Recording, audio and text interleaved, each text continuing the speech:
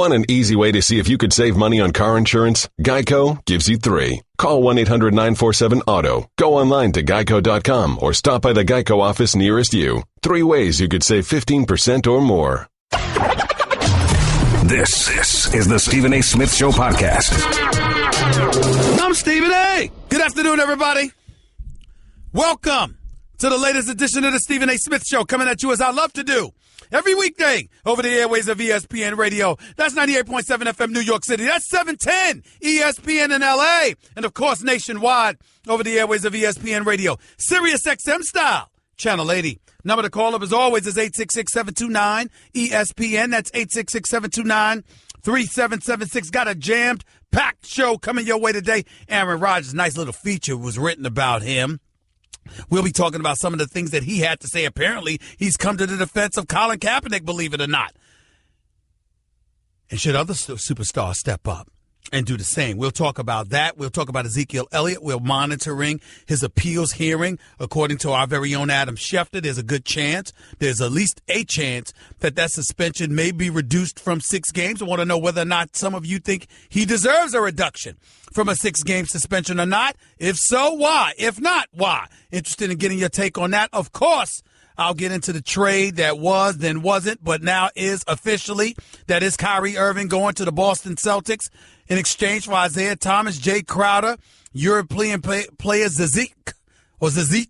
It's one or the other. And, of course, a first-round pick, unprotected, coming from the Brooklyn Nets, which the Boston Celtics own. Not to mention a 2020 second-round pick that the Boston Celtics just added into the equation to appease the Cleveland Cavaliers since Isaiah Thomas's hip injury wasn't fully explained to the Cleveland Cavaliers to their liking. So we'll talk about that. And I got something to say about LeBron James as it pertains to that particular trade and what position it puts him in more so than anything else. 866-729-ESPN, again, is the number to call up. That's 866-729-3776. But the first order of business is that the Pittsburgh Steelers have a new cornerback. And his name is Joe Hayden from the Cleveland Browns. Obviously, this dude is somebody that was universally respected when he was on his game. He was somebody that was respected and liked, had a lot of loyalty to the Cleveland Browns organization. Clearly, he was a guy that they respected and liked and felt very highly about. But in the end, what it comes down to is that the Cleveland Browns are a long way away from being relevant. And as a result, why keep somebody around that you've got to give in excess of $23 million to over the next 2 years? We all know that Joe Hayden can ball. We all know that he can play, and that if he played at a high level, obviously that's a plus for anybody. But nobody, or I shouldn't say nobody, but very few teams needed somebody in their secondary more so than the Pittsburgh Steelers.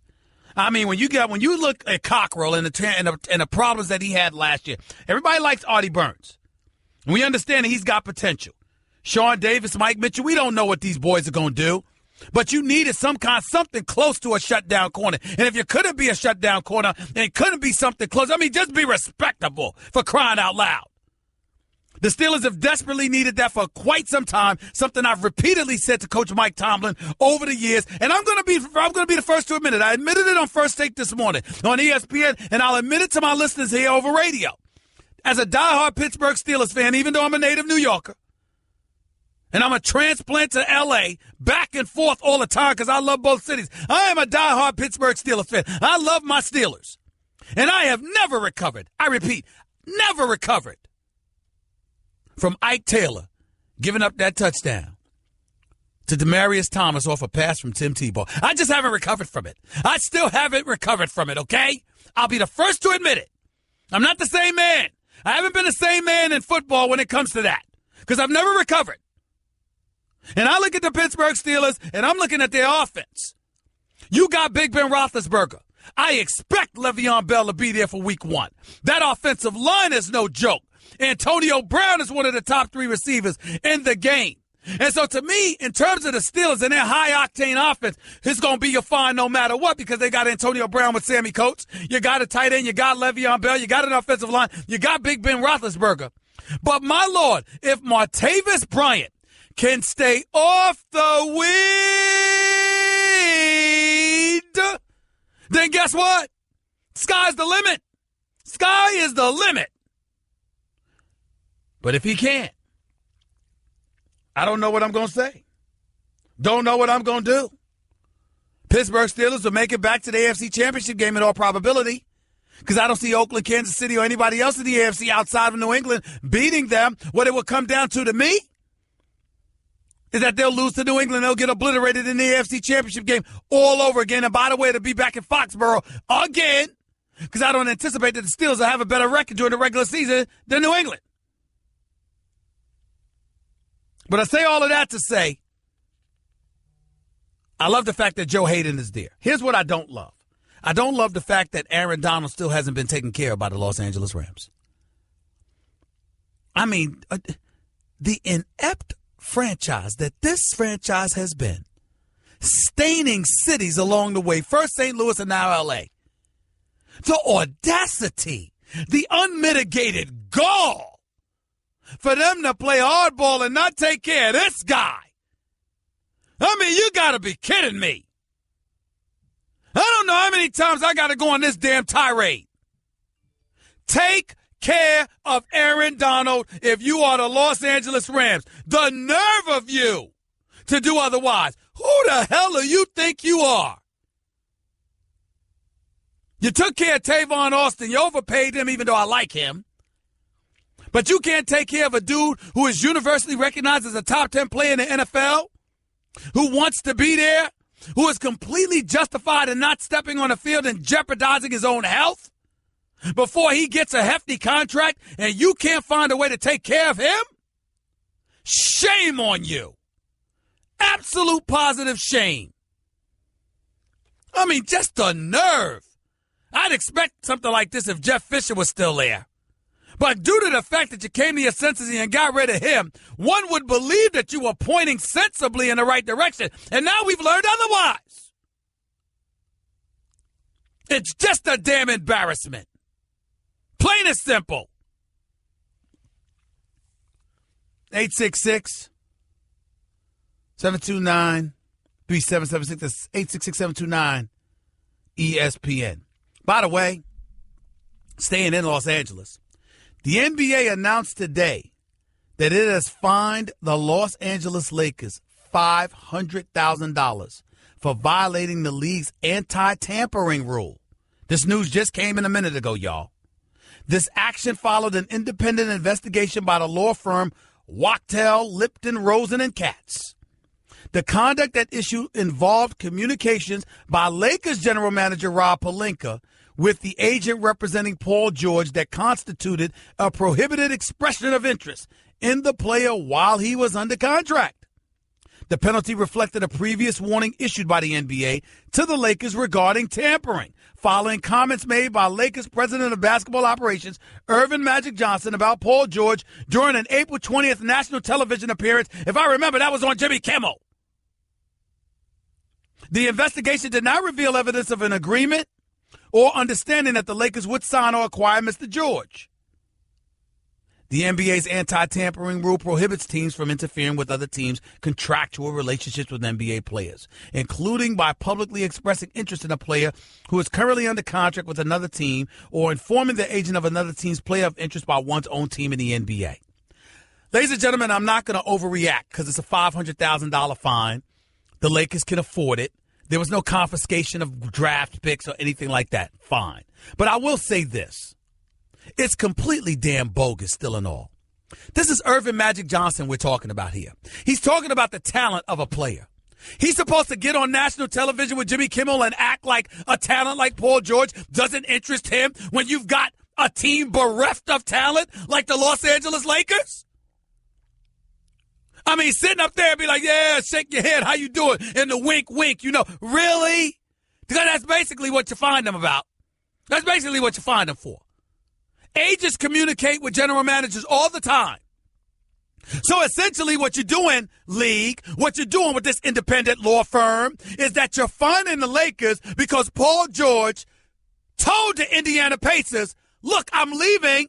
I want to go to the Lakers So it might behoove you to trade me now so you could get some compensation. So in other words, ladies and gentlemen, next time what the player should do is lie his behind off, don't tell the organization a damn thing, and be done with it. That's basically what it was. Paul George should have said, I want to get traded. Well, Paul George, why do you want to get traded? Well, I really rather not say. That's what he should have done. But because he was honest with the Indiana Pacers about wanting to be a Los Angeles Laker, you trade him and then dime out the Lakers. Bravo, Indiana Pacers. Bravo. You have now given NBA players an excuse to either lie to your damn face or just plead the fifth. I hope you're happy with yourselves. I hope you're happy. Want to be a part of the show? Hit Stephen A. up weekdays from 1 to 3 Eastern at 866-729-3776. You're listening to Love Advice with Leanne. Caller, you're on the air. Hi, Leanne. Long-time listener, first-time caller. Why, in your professional opinion, do you never take my calls off the air? Is this Carl? Yep, it's Carl. I mean, we had a few dates. Everything was great. I thought, Well, you know, when you switch to Geico, you could save a lot of money on car insurance. Okay, awesome. You should call them. I will. Geico, because saving 15% or more on car insurance is always a great answer. You're listening to the Stephen A. Smith Show podcast. A couple of things. Kevin Colbert, general manager for the Pittsburgh Steelers, received a 2-year extension, extending his contract through 2020, same amount of time. Mike Tomlin is under contract with the team as well as head coach for the Pittsburgh Steelers. That's one thing. The other thing is LaMelo Ball, brother of Lonzo Ball for the Los Angeles Lakers, son of LaVar Ball, Mr. Eccentric himself. Apparently he's coming out with some shoe, courtesy of the Big Baller brand, of course. We all know about that. Here's what you may not have known. It may violate NCAA regulations and ultimately force him to be ineligible. Lord have mercy. I root for this family, but I just don't know sometimes. I just don't know. To the phones we go at 866-729-ESPN. That's 866-729-3776. Okay, let's go to Anthony in L.A. You're live with Stephen A. What's up, Anthony? How you doing, man? Stephen A., how you doing, sir? I'm right. Talk to me, bro. Hey, I'm so happy about that Joe Hayden pickup for the Pittsburgh Steelers. I really feel that he might be he'll be the person that can step in like Rod Woodson did. Well, we gotta hope that he can. We gotta hope. He's had some concussion issues. I believe an ankle injury, if I remember correctly. We've got to keep our eyes on him and make sure. Listen, the Steelers, in our perfect world, we'd have a shutdown corner. I don't know if he's considered that anymore. And because we have questions as to whether or not he's considered that any longer, we got to wonder. But I know him personally. He's a great dude. I always see him at the Cavaliers game. Got a lot of love for him. He and I spoke this morning. I'm rooting for him, not just because I love him as a person, but also because he's on my favorite team. But the expectations, I got to wait and see how his health is, because let's face reality. Even though Cleveland is rebuilding and moving in a different direction, we've got to wonder, coming off a 1-15 season, feeling some pressure to at least win a few more games this year, why they let him go. Clearly, a lot of it had to do with the money he was owed, but still, they still were willing to let him go. So we got to make sure we got to monitor how he looks. And I do understand the injury side of everything because it is a part of the game. I also wanted to ask you, what do you think about T.J. Ward possibly coming over to us? Wouldn't bother me. I like T.J. He's a hit man. You know what I'm saying? Listen, Steelers need a makeover defensively. Listen, you don't have to be the steel curtain, but at least show us that you're aspiring to be it. You know what I'm saying?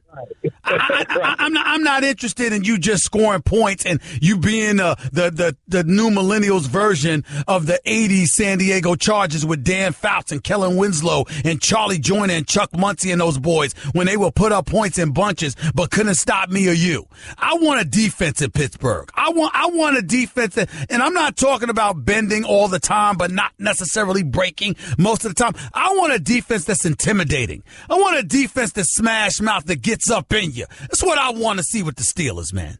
and that's normally us. That's normally No, us. you can't say that. Hasn't been that way for a long time. It hasn't, but we're definitely just trying to get back there with the T.J. Watt, with the Shazier, as long as he can stay healthy. Shazier, really? No. I'm not sold. But I appreciate the call, man. Thank you. Let's go to Spanky in California. You're live with Stephen A. What's up, Spank? What's up, Stephen A., man? Hey, I got a quick question for you. Now, the way I look at it with this Cleveland and Boston trade, I feel like this trade for Kyrie Irving was a big deal for Boston. But at the same time, I feel like in trading for Kyrie Irving, I know you get the same player with Isaiah Thomas and Kyrie Irving, but with not Avery Bradley. What's the guy's name that's in the trade? Joe Hayden? I'm sorry. You're talking basketball. Who are you talking about? Jay Crowder. Jay Crowder. I'm sorry. I apologize. With Jay Crowder being involved in the trade, and you also losing Avery Bradley, and along with Kelly Olynyk, what does that really mean for Boston going forward? Because I feel like they really gutted their team when they traded away Avery Bradley, when they let Olynyk walk. I feel like and then you losing Jay Crowder. All right, here's what it means. Here's what it means. They've sacrificed defense for offense because Bradley is a great on-ball defender and can put up some points, but he ain't the offensive juggernaut that is Kyrie Irving. Okay? Gordon Hayward can ball offensively, but he doesn't bring you defensively what Bradley and along with Kelly Olynyk brought you. So the combination of those two things tells you that Boston got a bit softer defensively, but a bit more formidable offensively. Okay, so this is why I disagree with Max about Boston winning this trade, because first of all, you're making a mistake. You're making a mistake by even listening to Max when it comes to basketball. Come on now. Max needed to surrender his card today when we were talking about supplementary stars on a team, and he mentioned Pau Gasol. I mean, stop. Yeah, he kind of lost me with that one. But second question, with the addition of Jay Crowder, Derrick Rose, Isaiah Thomas, if Isaiah Thomas, along with the rest of the crew, can come back with LeBron, if Isaiah Thomas is between 85 and 95% with Derrick Rose there, do you see them at least challenging Golden State this season? Absolutely. And that's exactly where I was going. Spanky, let me keep you on the line when I say this to you. There are no excuses. LeBron James, you got two starting fives. You lost Kyrie. And you replaced him with essentially four starters: Derrick Rose, Jeff Green, Jay Crowder, Isaiah Thomas. If Isaiah Thomas is healthy, how much of a drop-off offensively is it from Isaiah Thomas, who just finished averaging 28.9 points per game, without LeBron James as his teammate? Now, to Kyrie Irving. So I look at it and I'm going like this. If you've got those requisite weapons as supplementary parts, and you are the best player in the world, doesn't it come down to whether or not you can deal with Kevin Durant? Correct. Which Durant brought the game to LeBron James this past finals. I haven't seen that killer instinct in Kevin Durant his whole career. Haven't seen it. Well, listen, all I'm trying to say to you is this. Here's the way I'm looking at it. LeBron's the best in the world. You got a supporting cast that's capable of helping to deliver the goods. It comes down to you. What you gonna do against Kevin Durant? Because before Kevin Durant was there, you beat the Golden State Warriors, even though it was with some stimulus package handed from Adam Silver to the Cavaliers, courtesy of suspending Draymond Green for that Game 5. But that's neither here nor there. The bottom line is you won a championship. You erased a 52-year-old curse for Cleveland and all the sports teams. All right? You were the champions walking into this past June's NBA Finals. And you still weren't confident because they had Kevin Durant. What you going to do? So that's where I'm at. That's where I'm at with it. Plain and simple. Guess what? You're in the middle of the Stephen A. Smith Show podcast. Damn it, I mean it! Always my honor and privilege to have my next guest on the line. You've known him as the voice of the South, SEC. I know him as an extraordinary football analyst and commentator, hosts his own radio show. obviously knows a lot about the SEC, but I'm here to tell you he knows a lot about football, period. College and pros. I'm talking about the great one himself, the one and only Paul Feinbaum. He's on the line with yours truly right now. What's going on, sir? Good afternoon. How are you? Good morning. How are you doing? I'm doing great. Thank you for saying that, Stephen. I really appreciate it. And what a blast it was to be on with you this week, although it killed me to have to agree with that other guy. I can't remember his name. Well, listen. A dead clock is right twice a day. I'm quite sure. Yeah, I'm quite sure you won't be agreeing with Max too much as the season progresses. I saw you punish him so badly the other day that I just felt like he needed a cane, a helping hand, a walker, anything. That's probably true. On his feet. That's probably true, and you probably agree with him. But guess what? You might not have been able to help yourself because by the time he finishes talking, he's taken about 7 different sides. So you got to pick one of them, But that's neither here nor there, Paul. Let's get right to it. I mean, as we get set for this college football season, it begins tonight. Is Ohio State worthy of being the number 2 ranked team in the nation?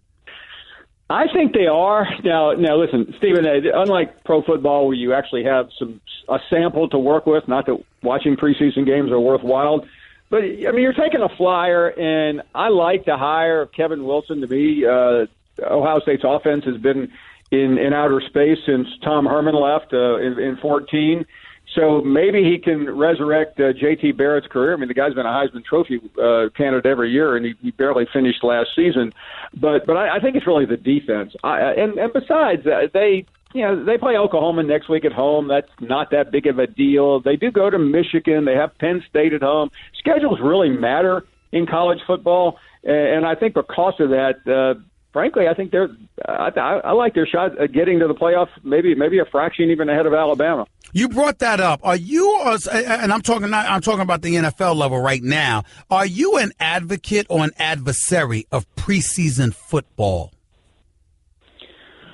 Well, I mean, I understand the necessity of it for the NFL, but Stephen, you remember they used to play 6 preseason games. Back in the day, and now they play 4, and they probably should play 2 because I mean, is anyone in America outside of the family members of the guys on the cut line watching the games tonight? I mean, are you kidding me? Do you even know they're going on?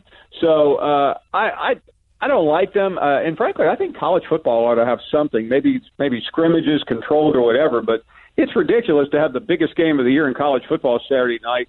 And quite frankly, nobody knows what either team is all about. Paul Feinbaum right here with Stephen A. on ESPN Radio.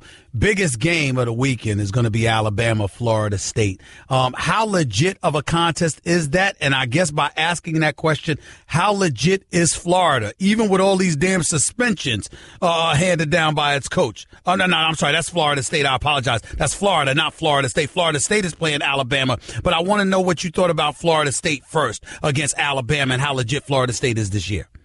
I think they're very good. I just don't think they're quite in Alabama's league. And by the way, that's not really saying very much because Alabama's in a league of its own, Stephen A. I think it's a good game. I think Alabama will probably win by more than the number, which is 7. This is not going to be 46 points, if you remember last year. Alabama and Southern Cal, and by the way, they turned out to be Alabama's toughest game other than Clemson all year in terms of quality of opponent. So, but, I hear colleagues all week on these two teams mirror each other. Nobody mirrors Alabama. I mean, Alabama is a standalone. You go to one of their practices and you go, oh my goodness. I mean, look at these guys. And all you have to do is look at draft data to know what I'm talking about and to back it up. But Florida State is close. I mean, they are a legitimate team. I think Jimbo Fisher is a good coach. I don't think he's a great coach. He has one national championship. He blew the next season in Jameis Winston's final year.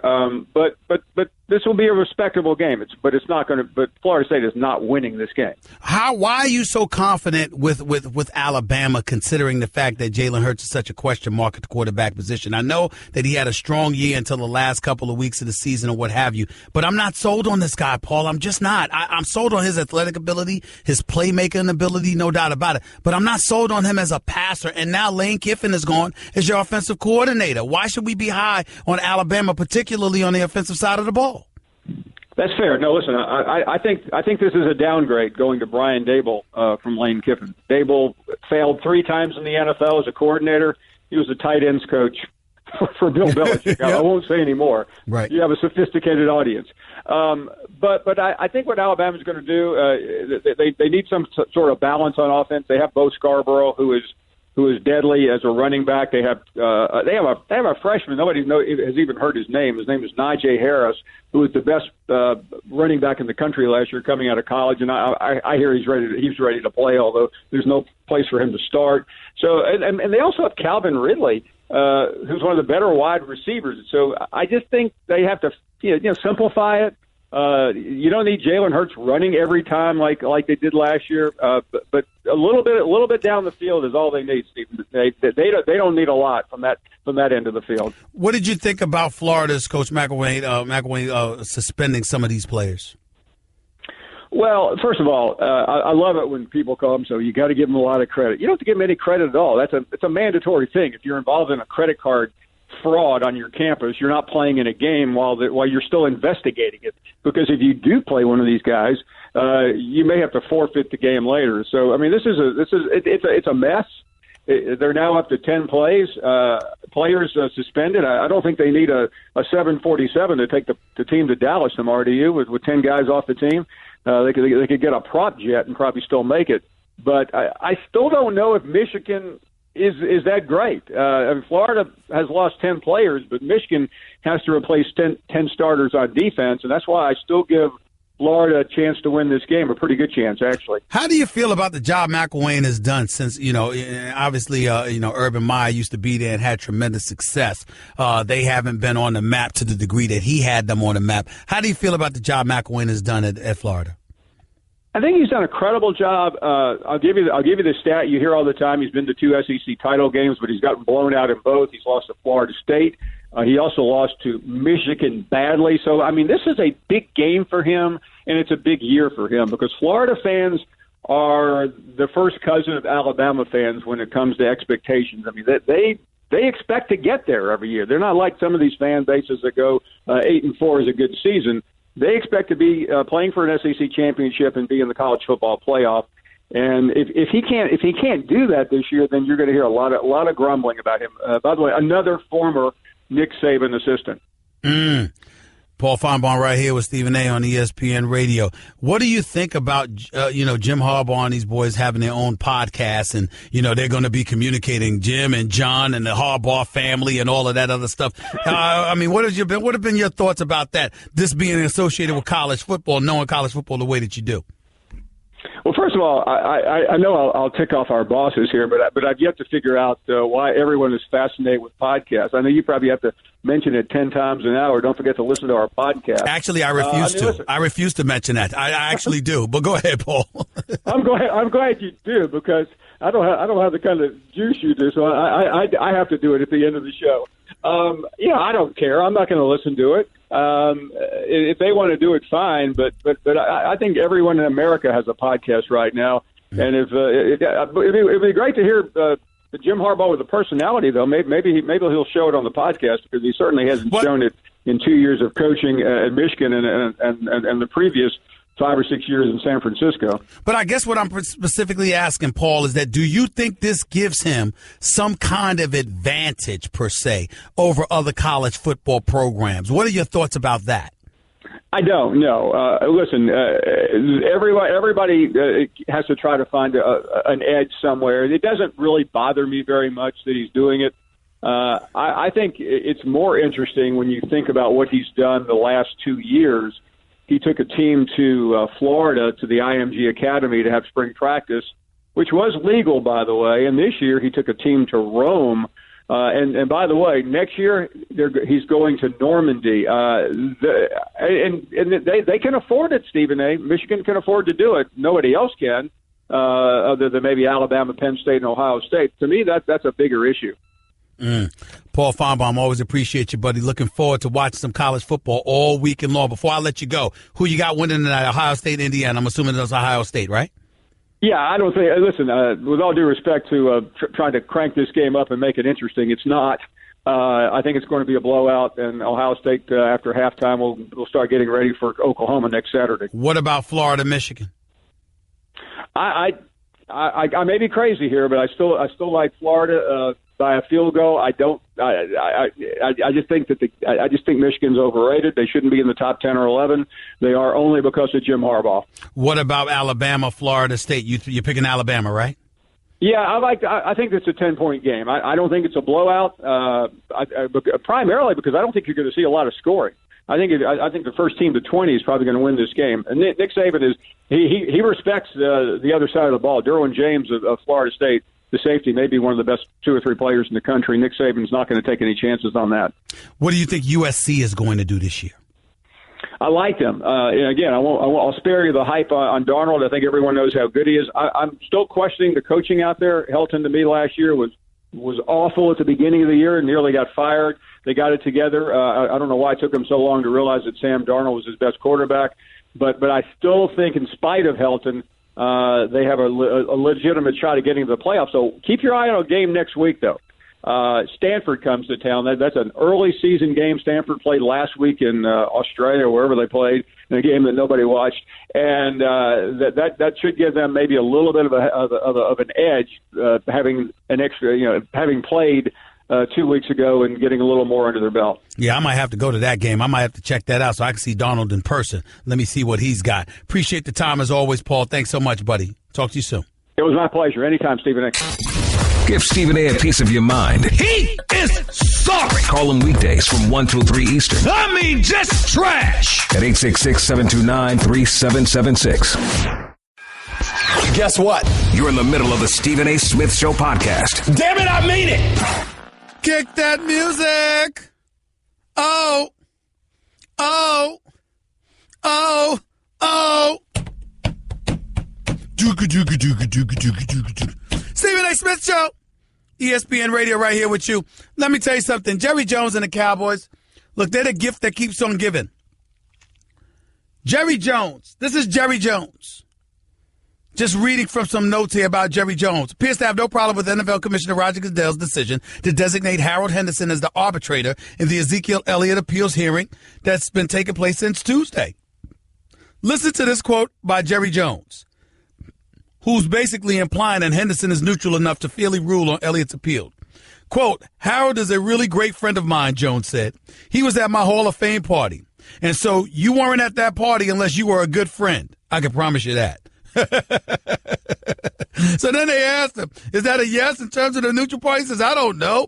But he's a friend, and of course, that's the way it would be. He managed the NFL Management Council for maybe 15 years. I served on it. He's very competent, but the main thing is he's a guy that I admire a lot. Former policeman, former attorney. He comes through it the hard way, literally. So basically, I mean, this is like a Trump tweet, for crying out loud, okay? That's what this is. Because Jerry Jones is basically saying, look, he's my friend. This is what friends do for one another. He knows how much I need Ezekiel Elliott. He better cut the suspension down. This is interesting, man. It's going to be real interesting to see what happens. I'm telling you, man. I mean, the man just basically admitted he's my friend. That's why I'm going to get a reduction in the suspension at the very least. Watch. Watch. And he's probably right. Probably right. Fritz in Brooklyn, you're live with Stephen A. What's up? Hey, Stephen A. Huge fan with my twin brother, Franz. We're first-time callers. Thank you. I'm just so concerned. Huge Giants fan. We have all these weapons. We got Beckham. We got Brandon Marshall. We got Ingram. We got even Sterling Shepard. But everybody keeps saying we have all these weapons, but what about the offensive line? Your offensive line stinks. And you know how bad your offensive line is? You went out and got what you thought was somebody that would help upgrade it, and his last name is Fluker. Flowers, don't laugh. Don't laugh. Why are you laughing? You're a Steelers fan deep down inside. No, I know. There ain't no deep down inside. It's right on the damn surface, too. I am a Steelers fan. No question about it. But what I'm saying... But the Giants, are we the team to beat? Still with our banged-up offensive line. I mean, I do not trust Flowers. He was horrible last year. Like, just completely not good. What do you think? Well, listen, your offensive line is going to stink, which means your running game is going to be suspect, and Eli's not going to be protected as much as you would like him to be protected. The flip side to it, however, is The receiving corps, particularly with the addition of Brandon Marshall, is going to be big time. And the defense is no joke either. So the combination of a defense along with a big-time passing game, combined with at least a 4-game suspension of Ezekiel Elliott, assuming it gets reduced from 6 to 4, should put you in position to win the NFC East. That's my response. Okay, by week 16, what do you think our record would be? I think you're going to be 11-5. I think Dallas will be 10-6. But Ezekiel Elliott, just what you're saying with the suspensions and stuff like that, he's going to have a lot to prove. And you know what? You don't feed the beast. And he's going to have fresh legs. That's a whole month off. You just don't know. Well, I don't know what to tell you. I mean, I wish you luck. I wish the Giants luck. I certainly root for them more than I root for the Cowboys. But these are all legitimate questions that you have, Fritz, and that's just the way it's going to be. You're going to have to get over it. You're going to have to let the games play themselves out, and you're going to have to take advantage and see what you're ultimately able to do. You open the season against Dallas, then got Detroit, Philadelphia, Tampa, the Chargers, Denver, and Seattle. Rough first 6-7 weeks. Hour number 2 up next with Stephen A. on ESPN Radio. That's just a sample of what you'll hear on the Stephen A. Smith Show. Weekdays at 1 p.m. Eastern on Sirius XM Channel 80 and the ESPN app. I'm Jody Avirgan. Have you heard of Blue Apron? Well, now you have. Blue Apron's mission is to make incredible home cooking accessible to everyone. The country's #1 fresh ingredient and recipe service, fresh, high-quality ingredients make the difference, so it's important to know where your food comes from. Plus, it's affordable, easy, and full of surprises. Check out this week's menu and get your first 3 meals for free with free shipping. You will love how good it tastes and feels to create home-cooked meals with Blue Apron, so don't wait. Go to blueapron.com/30 for 30. This is the Stephen A. Smith Show podcast. I'm Stephen A. Hour number 2 of the Stephen A. Smith Show. Here with you for the next hour or so over the airways of ESPN Radio, Sirius XM Channel 80. Number to call up as always is 866-729-ESPN. That's 866-729-3776. One of the things that I wanted to do, start off my hour number 2 with this subject, is the subject of this trade involving Kyrie Irving going to Boston in exchange for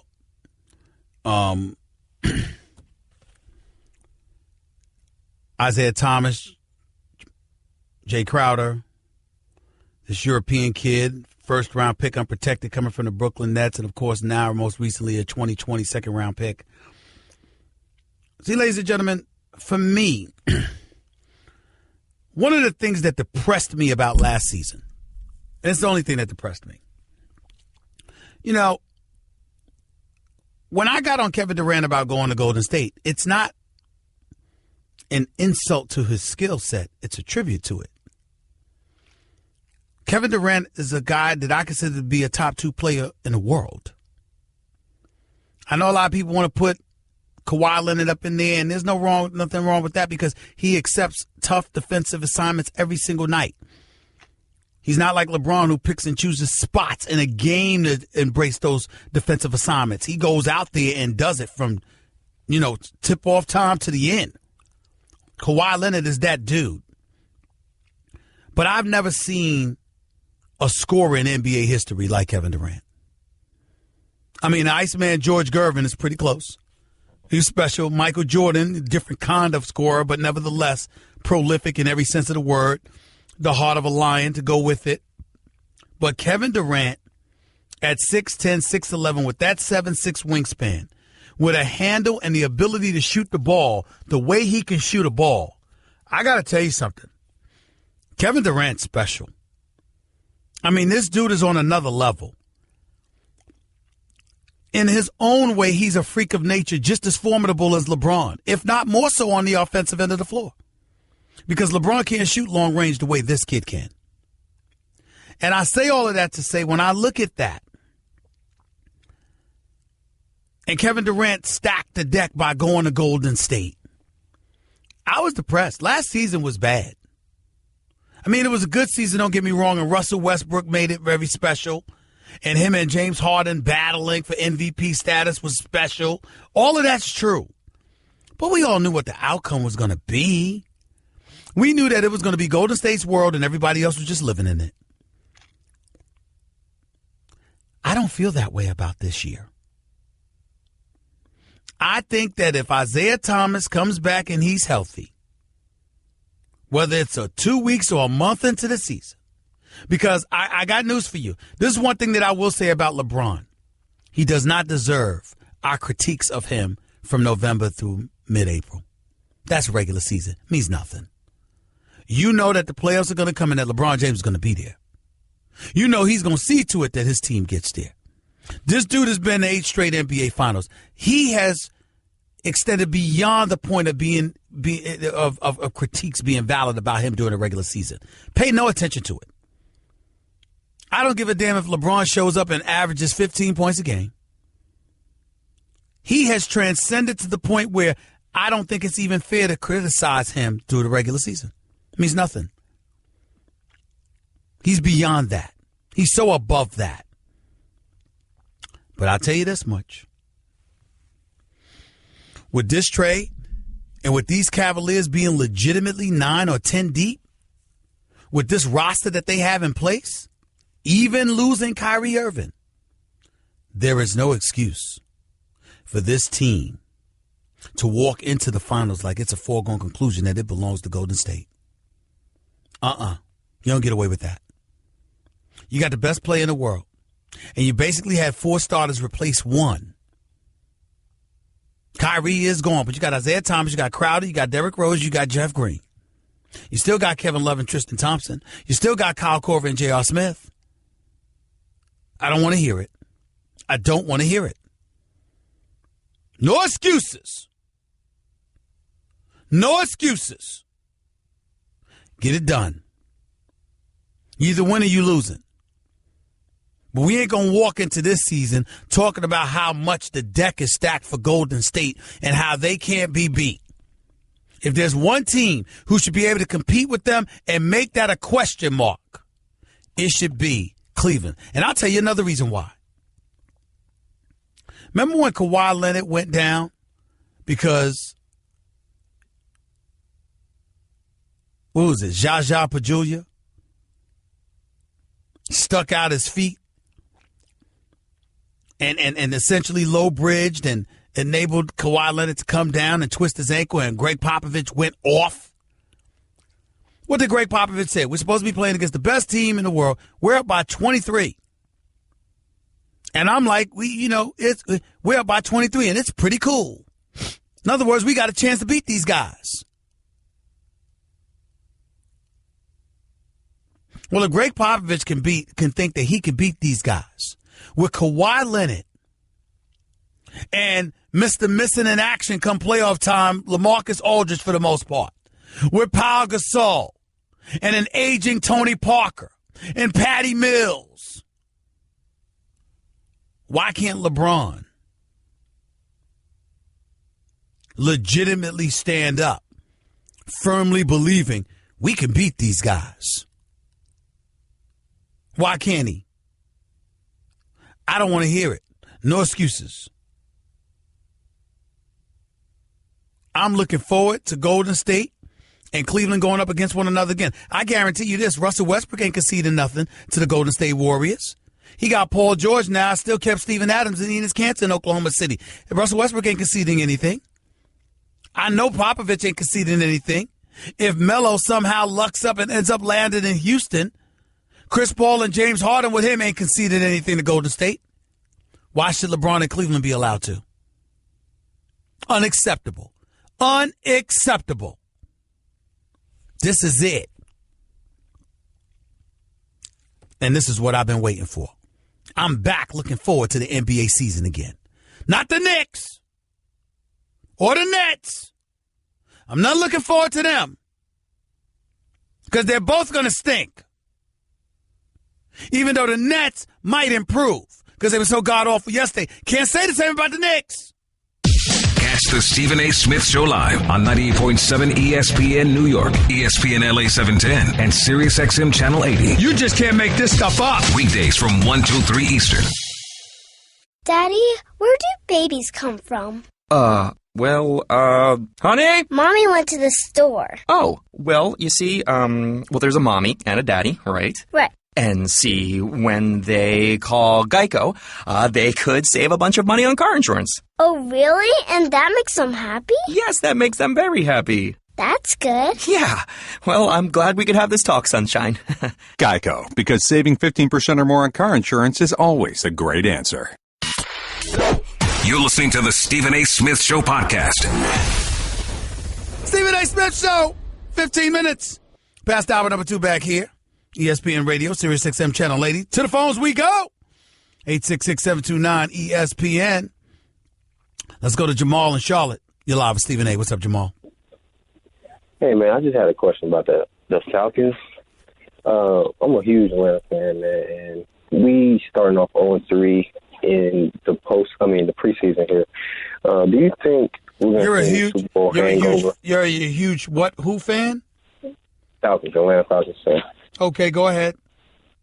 Yeah, so do you think that starting off 0-3 that's going to carry into the regular season? And really? That's what you asked me about? You called up here to ask me about a team because they're struggling in the preseason. That's what you did? I just want to know, you think that it's going to carry into the season? No. They're high powered. You've been praising us. As long as they're healthy. As long as they're healthy. Atlanta, to me, Atlanta's got to compete with Seattle and Green Bay, maybe Dallas, for NFC supremacy. That's how I view it. Okay. And I think Atlanta's the favorites to come out of the NFC. I think so, too. From recent years, Matty Ice has been shown to be a little inconsistent, so hopefully he doesn't have he doesn't normally put two together. I got you. Nah, I just think they're loaded. I think they're loaded at the running back spot. I think they're loaded at wide receiver. Matty Ice is no joke. He's looking for a new contract soon, too. I definitely think that he's going to have a big year. Let's see what Atlanta's defense does. It should be better than it was last year with some of the parts they're getting back. So we shall see. Appreciate the call, man. Nikolai in Beverly Hills, you're live with Stephen A. What's up? Hey, what's up, Stephen A? Go ahead, man. Yesterday I called about LeBron James, but you rudely interrupted me when I was trying to get my point across. Stop right there. Stop right there. I can interrupt you anytime I want to. What's the name of the show? You asked me that question yesterday. That's right. All right. Now go ahead. But okay, I want to talk about KD. KD, you said it's KD's era, but did we forget how he went down 2 years ago against that team that he just jumped on? Right, and let me ask you a question. Let me ask you a question. What were you doing 2 years ago? Tell me what your life was like 2 years ago real quick. No, 2 seasons ago. All right, tell me what your life was like. Tell me what your life was like 2 seasons ago. Pretty much the same, not much different. Not much difference? Can you say the same about Kevin Durant?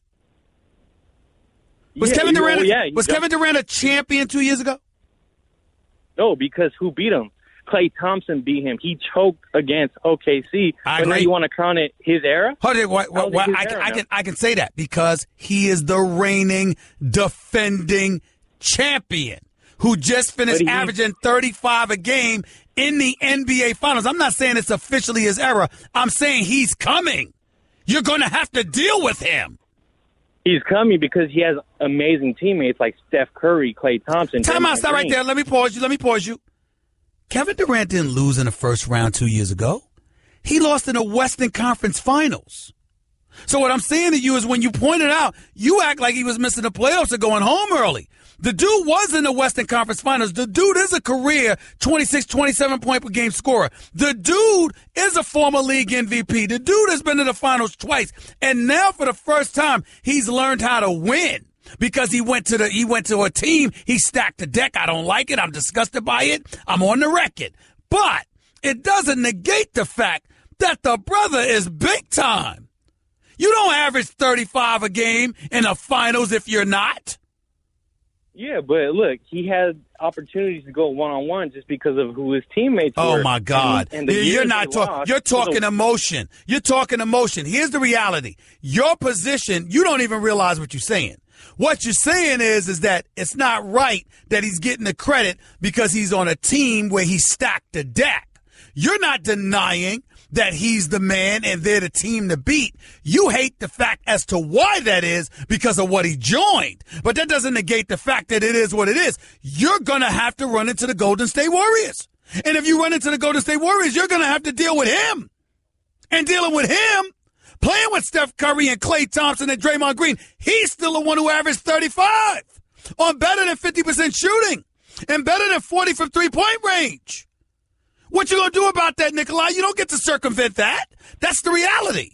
I hate it, Tell me where that but was it's the truth. Against, tell me where that was against the Warriors when Klay Thompson lit them up in the third quarter of the sixth game. Goodbye. You're an idiot. Bye. You don't want to listen.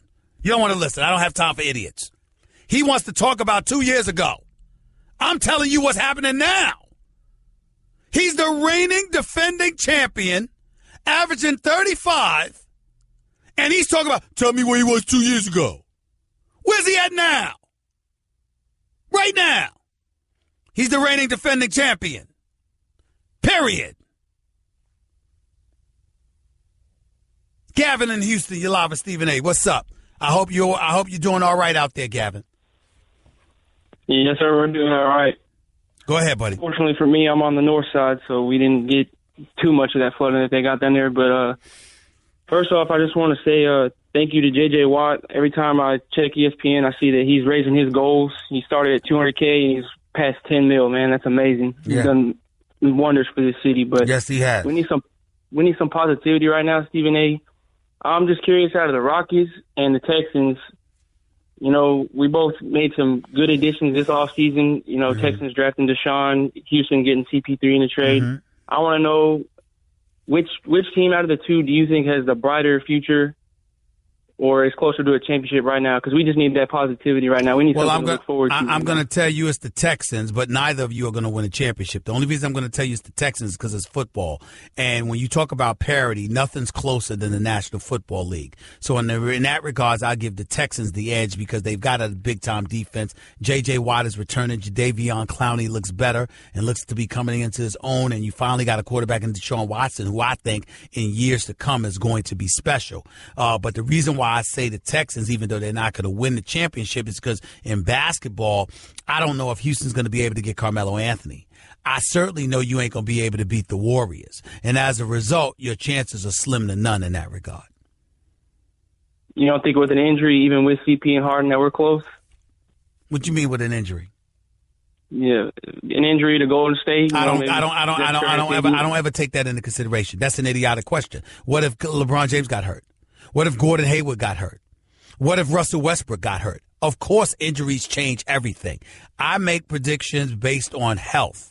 In other words, assuming that the bodies are going to be there, what do you think you're going to do? You don't call up here to ask for a prediction and say, well, what if they get hurt? Well, of course, if they get hurt, things change. That's a given. Who doesn't know that?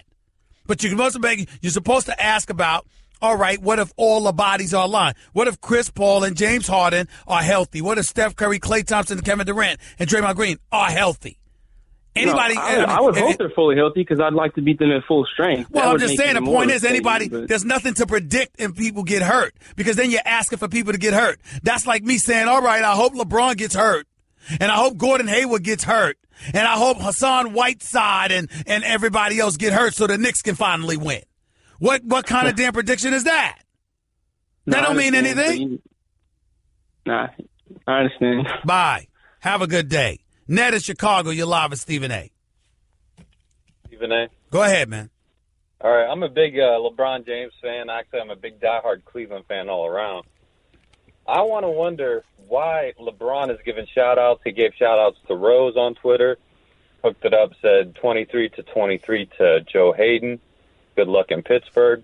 He didn't welcome any of the new peoples coming in. You know, what's your perspective? I haven't had any perspective about it, in all honesty with you, Ned, because I haven't thought about it. I'm thinking that I would surmise that his hesitancy would be, you know, in giving the impression that he's welcoming these people on board as if he's happy that Kyrie has left. Because people might read into that, and as a result, they might use that as fodder to come after him. He did give a tweet out there about how he has nothing but respect for Kyrie and he appreciates the years that they had together. But clearly Kyrie wanted out. not just because of his money, because money did play a role in it, but also because he didn't want to be LeBron James' teammate any longer. And so I imagine that there's got to be some heightened level of sensitivity, whereas Derrick Rose came from the Knicks. That's just to welcome in your guy, Jeff Green. He came in free agency. That's just a guy that you know, and you're happy about that. And so you look at it from that standpoint, and that's not something that has anything to do with Kyrie's departure. And I imagine that's why he didn't say anything. Respect. All right. Guess what? You're in the middle of the Stephen A. Smith Show podcast. Damn it, I mean it! Major props and thanks to J.J. Watt. Initially was in pursuit of $200,000 for relief efforts in Houston. Went up to $500,000, then $1 million, $1.5 million, $2 million, $3 million, $4 million, $5 million, $6 million, now up to $10 million. He's eclipsed that and continuing to move on and gain more funds to help the relief effort in Houston and its surrounding areas due to the tropical storm Harvey. Major props and congratulations to J.J. Watt. Major debt of gratitude to him. We can't say enough about him, to the Red Cross, and all those who've contributed to the relief fund, to the relief effort, rather, in Houston, for those in need in Houston. 866-729-ESPN. It's 866-729-3776. I'm definitely going to go online and make my contribution today. I hope all of you do the same.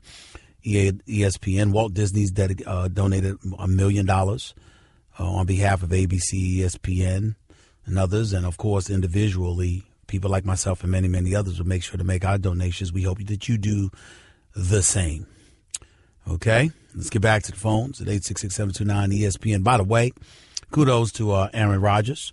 Didn't have to, but spoke up on behalf of Colin Kaepernick, said he supports him and that if he hadn't taken his stance, he would have a job in the NFL. So clearly that's the reason he doesn't have an NFL job. A white superstar like Aaron Rodgers, if Tom Brady and others were to speak up, obviously it would bode well. They don't have to, but it certainly would go a long way. I'll leave it at that. Adam in Indiana, you're live with Stephen A. What's up? How you doing, Stephen A. Smith? I'm all right. How you doing? Go ahead. All right. Hey, about this Colin Kaepernick situation.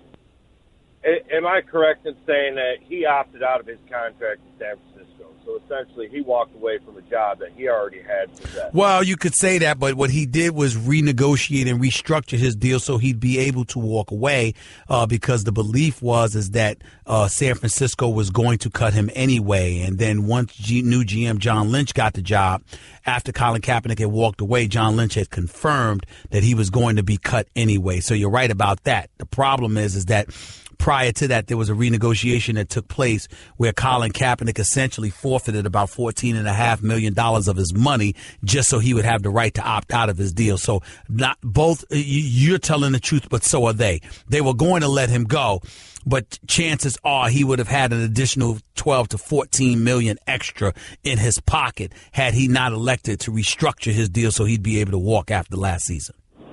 I feel you. See, I didn't know all that information.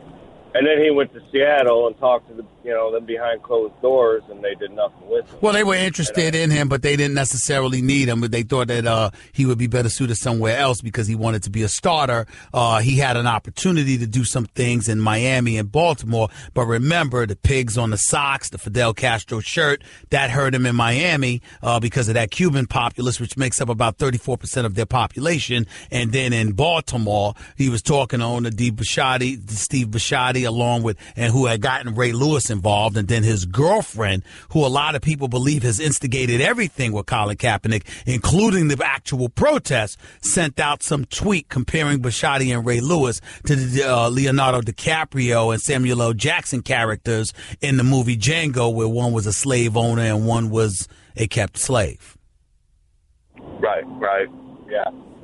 Well, my whole thing at the end of the day is just this, that everybody else seems like is fighting for his job for him, that he deserves this, he deserves a job. I'm a Bears fan, and Lord knows I wish they would have picked him up well before Mike Glennon.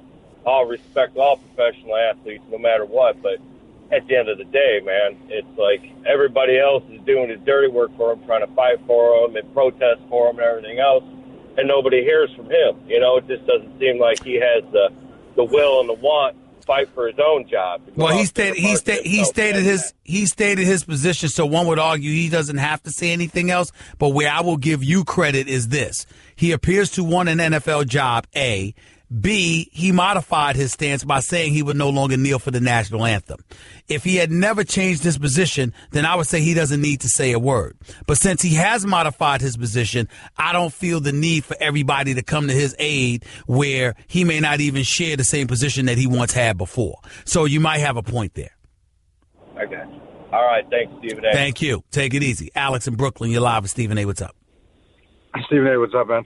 Talk to me, man.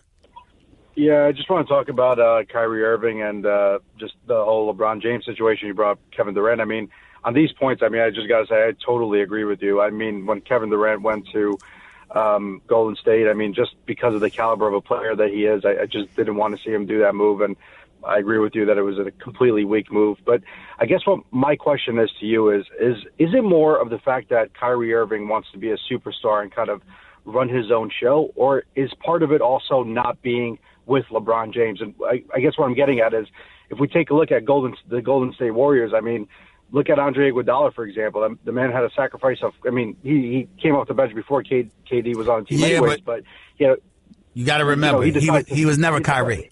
He was never Kyrie. That's number one. He was never Kyrie. That's number one. Number two, being in Golden State made him look better because he was playing with shooters like Thompson and Steph Curry, who's the best shooting backcourt in NBA history. The other thing about it is this. Yeah, Kyrie didn't want to play with LeBron any longer, but we also got to remember Kyrie wants to get paid. Kyle Lowry, 3 years, $100 million contract extension. Steph Curry, $207 million.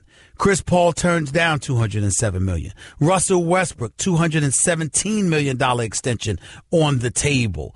And so when you look at these opportunities that are being made available to these guys outside of Steph Curry, none of them are champions. But Kyrie is. Fresh off of averaging 25 a game in the regular season, 27 in the finals, and fresh off of averaging 29 in the finals, you know, where he ended up winning the championship. And so when you look at it from that perspective, how would you feel if somebody's getting $100 to $120 million more than you playing the same position but achieving less success? That's what I think that's about, too.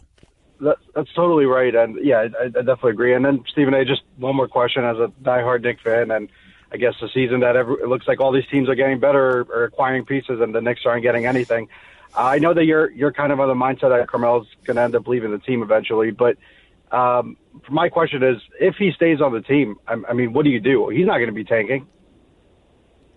Well, he's not going to be tanking. Not at all. He's going to be trying to win, but at the same time, the Knicks are just not that impressive. What do you have? That's going to be him and Porzingis and what have you. I mean, you would like to believe they're going to make the playoffs, but you don't know. Milwaukee's going to come up. Miami is going to be there. You got Boston. You've got Cleveland. You got to pay attention to that. Toronto can't be ignored. That's 5 teams right there. That's 5 teams. Charlotte just got the Dwight Howard. They should be on a come up. Okay, you got that to consider. Atlanta is not somebody that you can sneeze at, even though I think they're going to have a down year. And so, you know, if the New York Knicks do end up getting in, they'll end up getting in as a 7th or 8th seed, going up against Boston or Cleveland and going home in the first round. That's the best you can hope from the Knicks right now. That's right. Thanks a lot for the call, Stephen A. Thank you. Let's go to Mustafa in Vancouver. You're live with Stephen A. What's up, Mustafa? Talk to me. Magic Johnson he's done a phenomenal job so far in the short. Yeah, I need you to roll up your window. We got too much wind, man. So you got to stand still or roll up your window or something. Go ahead. What about now, buddy? Okay, Go ahead. Magic Johnson has done a phenomenal job with the Lakers, getting rid of Timothy Mozgov's huge contract, D'Angelo Russell trading him and placing him with Lonzo Ball. He's done a great job. But with this tampering situation, my friend, I agree with the league, because if this is about Rob Pelinka communicating with Paul George's agent and not about Magic Johnson talking on Jimmy Kimmel, what good is the rule if you don't enforce it? You know what I mean? Well, I agree with that, but here's the problem, Mustafa. Essentially, here's the problem. Now, if Pelinka was talking to Paul George, that's different. Pelinka talking to an agent. You know, agents call GMs every day. Every day. And so if all Pelinka is guilty of is talking to the agent of Paul George, That means essentially what you did was fine the Lakers $500,000 because Paul George's agent went into Indiana and said, I've spoken to the Lakers. That's where my client wants to go. Now, think about that for a second. GMs and agents talk every day. Every day. Your agent's job is to conduct business for you and to look ahead and examine potential opportunities. You trying to tell me that an agent shouldn't be allowed to talk to a GM?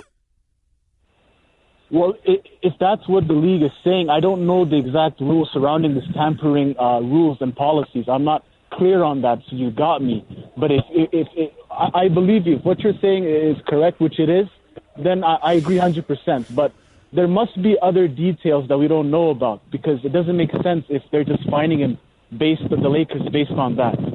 I mean, there has to be more that we don't know about. Listen, I'll tell you what you don't. I'll tell you what more you don't know. You don't know what role Oklahoma City had to do with all of this, because they're the ones that stand to benefit. If for some reason, let's say this, Mustafa, what if the league, through the independent law firm that investigated the matter, decided that it was best to eliminate the Lakers from being a possible destination for Paul George, like they did with Chris Paul? What if the league had done that? Think about that for a second. If the league had done something like that, just because an agent had talked to a player, how would you feel? I'd feel upset, man. I mean, I agree 100% with you, man. There's not much I can say to dispute what you're saying. The news just came now, so I was just reading into it, and I completely get what you're saying. OKC has something to do with it as well. Well, OKC, because OKC stands to benefit. Because OKC, listen to this: if the Lakers somehow could not sign Paul George, then where's Paul George going to want to be at? If him and Russell Westbrook are knocking on the door of a berth to the NBA Finals, he'll stay right in Oklahoma City, which is what they'd want. Okay. So don't think they have nothing to do with this. I don't think so. I don't think they're innocent in all of this. I don't mind them. I don't have a problem with them for it. It's business. They want to keep their asset. But I'm sure they were hoping that the Lakers wouldn't be allowed to grab Paul George next offseason. I'm quite sure they thought like that. Regarding this last question, what's the league's intention doing this? To dissuade. It doesn't make sense to me now. Dissuade people from talking to one another. In other words, honor your contract, talk when you're free agents. Until then, be quiet, even though there's nothing about our business that practices that. I'm quite sure the NBA was on the phone with potential suitors before they did deals with TNT and ESPN and ABC ESPN. I'm quite sure they were. I'm quite sure we weren't the only people they had conversations with. It's business. I think it's ridiculous. Want to be a part of the show? Hit Stephen A. up weekdays from 1 to 3 Eastern at 866-729-3776. Guess what? You're in the middle of the Stephen A. Smith Show podcast. Damn it, I mean it! Back to the phones we go. John in Queens, talk to me. What's up, man? Yeah, what's going on, Steve? What's up? Go ahead, buddy. First time, long time. Thanks. Go ahead, man. I want to talk about LeBron and KD. I think you're bugging as far as saying LeBron and them is going to walk through KD and them. I didn't say that. I didn't say that. You ain't say walk through. My fault. You said challenge them. I don't think with them additions they can challenge them. I think with those additions, they were better overall team. But as far as just having what it's going to take to beat Golden State, it's not there. Golden State has a machine. They have parts that fit with other parts. They have real components. Like, I don't think Cleveland has that with what they just brought in. They brought up good pieces, but that's not going to match up with. How are they going to defend Golden State? Well, first of all, nobody can defend the Golden State. That's number one. Number two, what you can do is try to throw a multitude of bodies at them because quiet is kept. That's what Golden State does to you. Yes, Steph Curry is lethal. So is Klay Thompson. So is Kevin Durant and Draymond Green. But the biggest thing is Deshaun Livingston's, the Andre Iguodala's of the world, and others. The Ian Clarks, for crying out loud. A bevy of bodies that can come in there and give you 10 to 15 to 18 minutes a night. And they throw fresh bodies at you and keep their arsenal fresh. Cleveland can do that better now than they could last year. That's all I'm saying. No, I understand. I understand they can throw bodies at you. Milwaukee can throw bodies at you. That's long and athletic. That's not the point with Golden State. You know that, and I know that. The point with Golden State is they have lethal. Well, here's your problem. Here's my problem with your analysis. You're acting like we're saying Golden State is going to lose. Golden State is still a favorite. I'm simply saying what gives you a better chance. You certainly don't have a chance with with minimal bodies. You got a better chance with multitude of capable bodies. It's just that principled position. That's it. But call me back tomorrow. We'll talk about it a little bit more. Steve in New York, you're live. What's up? Hey, how's it going, Steven? Thanks for having me. Go ahead, man. I just wanted to ask you a quick question about where you think the Eagles stand in the NFC East, basically, like, considering the suspension to Ezekiel Elliott. I think that the Giants, you talking about the Eagles? Yeah. I think the Eagles are third place. I think Carson Wentz improved upon last year. I don't know if him and Alshon Jeffrey, I thought the chemistry that he had with Jordan Matthews was better. I think getting Alshon Jeffrey in there with Torrey Smith helps, but I don't think that losing Jordan Matthews was a good deal. As a result of that, I think they'll have their good moments. I think they'll have their bad moments. I see the Eagles somewhere between 8, 9, and 7. On the outside looking in, third behind the Giants and the Dallas Cowboys in the division. Let's talk about that later. Michael in Larchmont, you're live with Stephen A. Real quick, go. Real quick, Stephen A., love you, and love your show, and just full acknowledgement I'm a Dallas Cowboy fan, and we'll move on from that. My question to you is more as an NFL fan, dealing with the Jets. I'm here in New York, and Todd Bowles on the hot seat, and as they're looking at the draft next year with quarterbacks, do you think it makes sense to make a real run at Josh McDaniel from the Patriots to come in and try to clean up their organization? The Jets organization? Why should Josh McDaniels be the guy assumed to do that? He had an opportunity in Denver. How did that work out? Didn't work out well. So why should I'm saying why I have no problem with your vision in terms of giving somebody else an opportunity. I have a problem with you picking Josh McDaniel to be that guy. Why him? I think he's had more time under Belichick. There's plenty of people that have worked under Bill Belichick that haven't been nearly as successful. Why didn't you mention Romeo Crennel? Why did you mention Bill O'Brien? He'd leave Houston to have complete control in New York. Well, okay, fair enough. I'm just, as a Cowboy fan looking in, who else do you think then? Who would you put in? I don't know. I don't know right now. I really, really don't. Me personally, my man Louis Riddick, an NFL analyst right here for ESPN, I think would do an outstanding job as an executive in New York. But let's give Maccagnan and Todd Bowles a chance and see what they do. Talk to y'all tomorrow, 22 hours from now. I got to get on out of here. Until then, peace and love. That's just a sample of what you'll hear on the Stephen A. Smith Show.